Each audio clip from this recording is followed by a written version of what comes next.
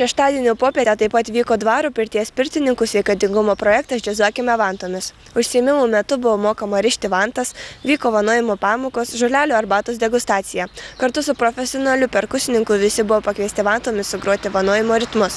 Norintys netgi galėjo pasikaitinti pirtyje. Smagu, kad Birštono šventėje buvo kreipiamas dėmesys ne tik į pramoginius renginius, bet ir į žmonių sveikatingumo užsiėmimus.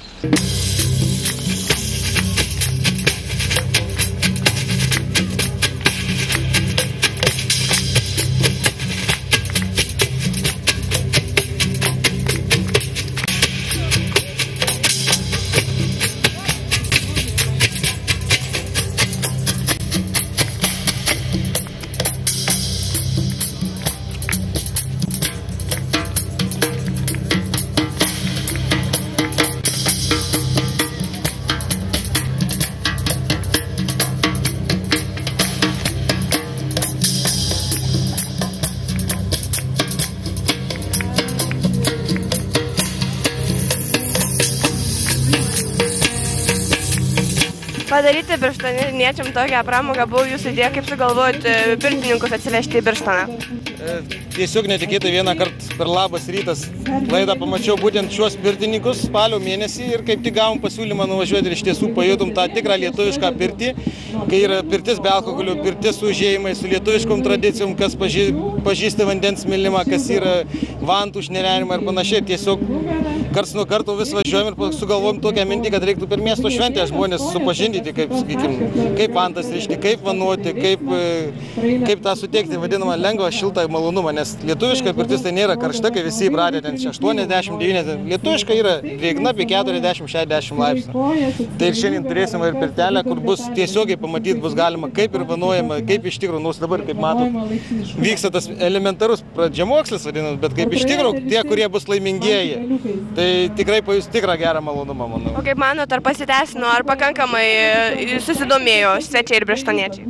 Iš tikrųjų taip, daug svečių, matom, daug birštoniečių pačių yra, aišku, Birštone šiuo metu daugybė renginių vyksta, tai čia džiaugiamės tie, kurie atvyko, tai reiškia, tie žmonės kažkiek domisi pirtim ir jie mėgaujasi.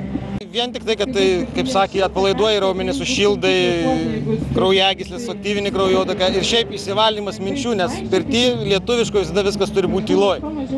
Žvakių šviesoje, kaip būtent dvaro pirty yra viskas žvakių šviesoje ir pirtininkas veda, tai yra fantastika, kai sėdi ramiai, mintys įsivalų, pailsi.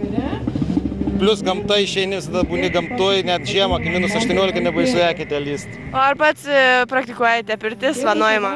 Taip, labai net. Ypač po spalio mėnesio pirmo apsilankymų pas juos, tai tapau etatinis, kaip sakant, dalyvis tenai ir pats buvėjas, kaip sakant.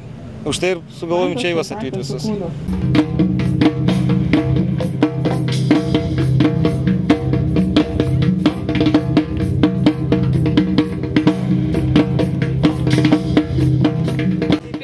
Šiandien Birštone jūs parašėte pirtininkų programą. Ar sulaukite pakankamų susidomėjimų?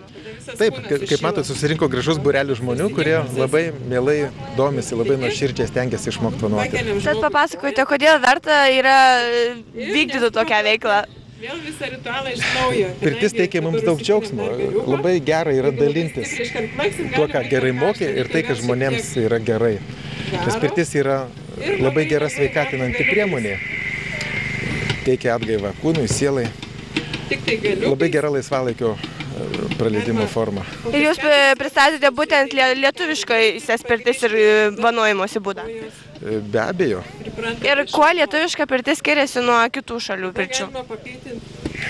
Žiūrint, su kuo lygintume, yra tradicinė pirtis, kuri visuose šalyse yra daugmaž panaši.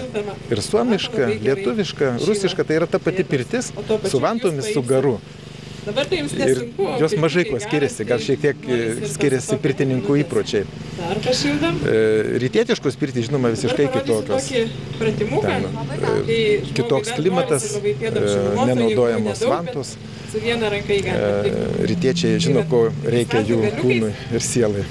O ko naudinga būtent žmogaus sveikatai pirtis?